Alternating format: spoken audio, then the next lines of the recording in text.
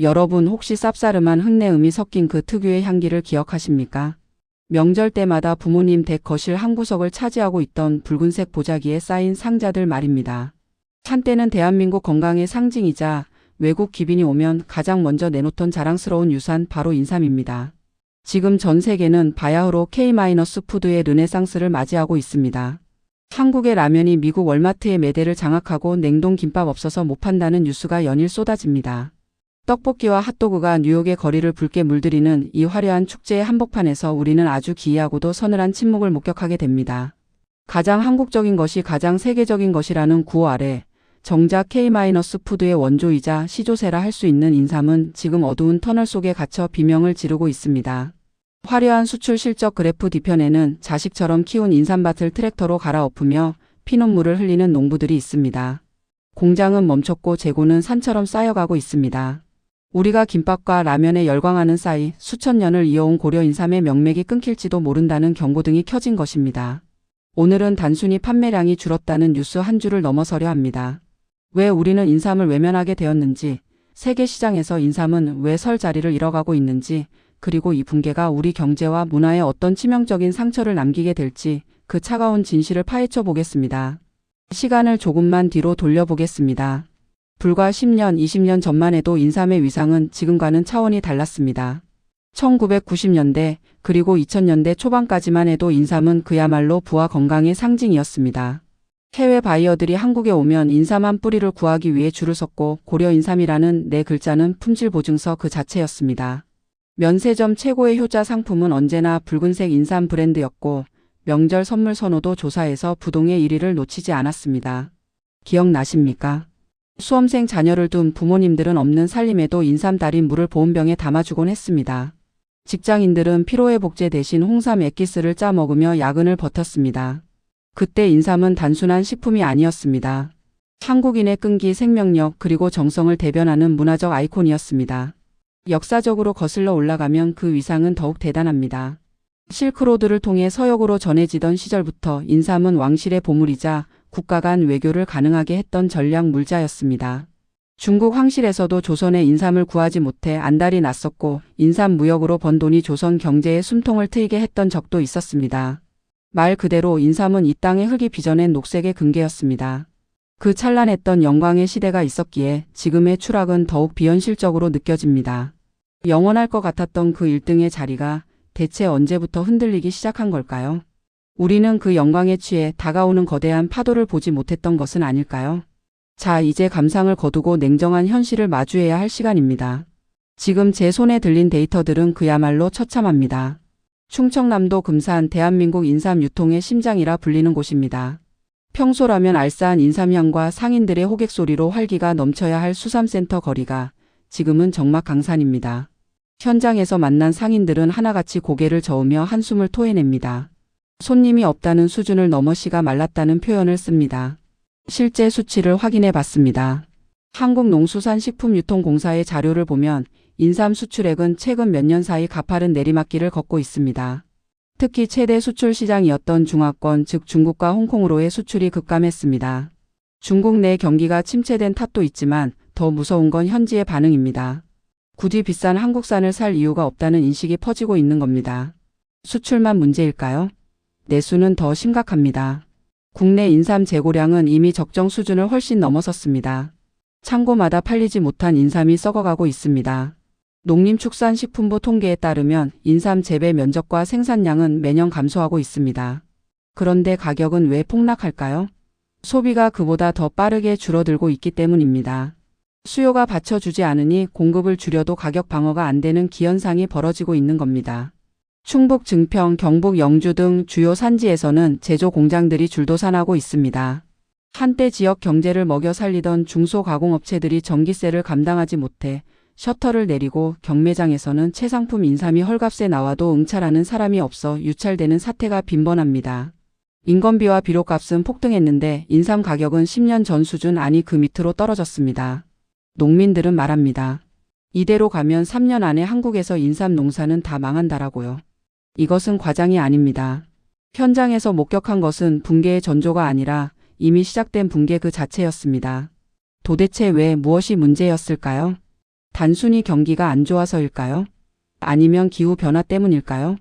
물론 그런 요인들도 있습니다.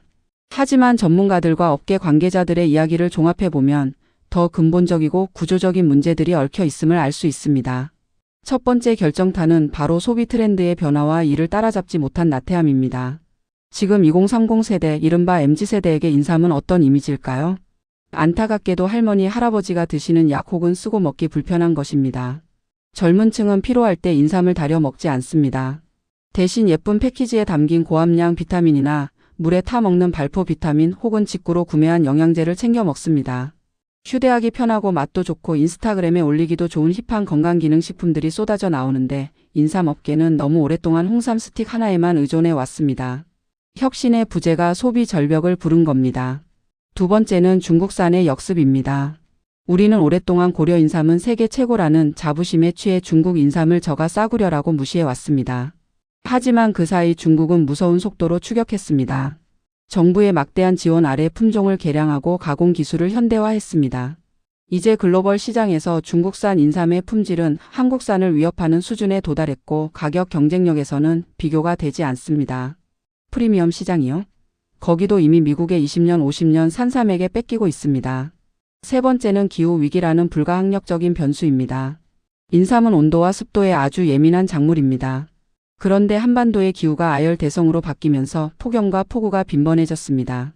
뿌리가 썩고 잎이 타들어갑니다. 재배 적지가 점점 북상하고 있고 생산 비용은 치솟고 있습니다. 농가 입장에서는 불확실성이 너무 커진 겁니다. 마지막으로 유통 구조의 후진성도 한몫했습니다. 여전히 복잡한 유통 단계를 거치며 소비자 가격은 비싸게 유지되고 정작 농민에게 돌아가는 몫은 쥐꼬리만 합니다. 소비자는 비싸서 못 먹겠다고 하고 농민은 헐값이라 못 살겠다고 아우성치는 이 아이러니한 모순이 수십 년째 해결되지 않고 방치되었습니다. 이 모든 악재들이 한꺼번에 터진 것이 바로 지금의 위기입니다.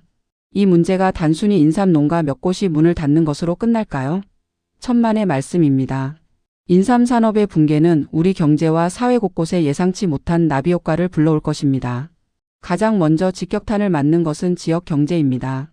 금산, 풍기, 증평 같은 인삼 주산지들은 인삼 농업을 기반으로 가공, 유통, 관광 산업이 연결되어 있습니다. 인삼밭이 사라지면 가공 공장이 멈추고 공장이 멈추면 일자리가 사라집니다. 매년 열리던 인삼 축제는 존폐 위기에 놓일 것이고 지역 상권은 도미노처럼 무너질 것입니다.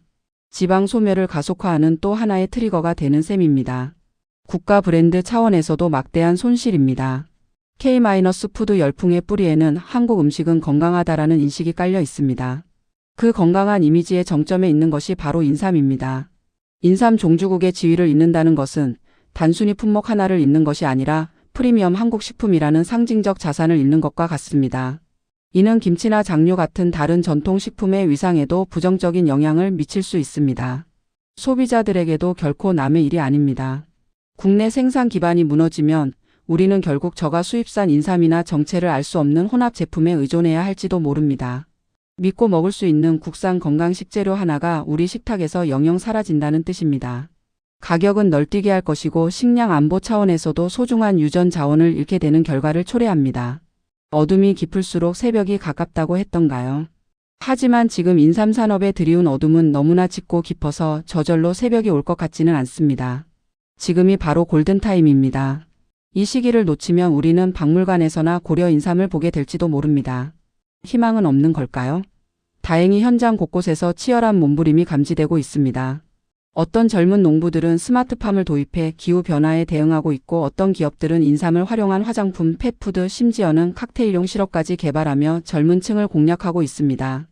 인삼을 약이 아닌 즐기는 기호식품으로 재해석하려는 시도들이 이어지고 있습니다. 커피가 쓴맛에도 불구하고 전 세계인의 음료가 된 것처럼 인삼도 현대적인 브랜딩과 스토리텔링을 입는다면 다시 날아오를 잠재력은 충분합니다. 정부와 지자체 그리고 기업이 머리를 맞대야 합니다. 단순히 보조금을 쥐어주는 땜질식 처방이 아니라 R&D 투자를 늘리고 유통 구조를 혁신하며 글로벌 마케팅 전략을 원점에서 다시 짜야 합니다. 옛날에 우리가 최고였다는 낡은 자존심은 쓰레기통에 버려야 합니다. 철저하게 소비자의 눈높이에서 지금 시장이 원하는 것이 무엇인지 처절하게 고민해야 합니다. 시청자 여러분, 오늘 저녁 식탁 혹은 내일 아침 출근길에 인삼 혹은 홍삼 제품을 한 번쯤 눈여겨봐 주시겠습니까? 그것은 단순한 뿌리가 아니라 수천 년을 견뎌온 우리 땅의 생명력이자 지금 벼랑 끝에서 버티고 있는 농부들의 땀방울입니다. 고려 인삼의 역사가 여기서 멈춤표를 찍을지 아니면 새로운 느낌표를 써 내려갈지는 어쩌면 우리의 작은 관심에서부터 시작될지도 모릅니다.